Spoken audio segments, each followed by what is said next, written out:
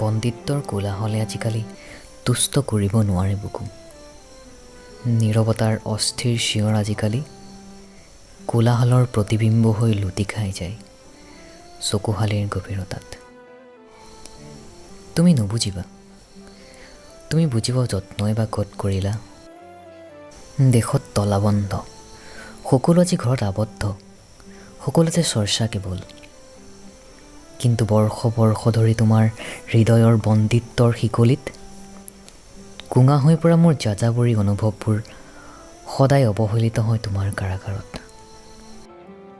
পুৰণি কিছু প্ৰতিশ্ৰুতি এইকেইদিন বৰকৈ আমনি কৰিছে জানা।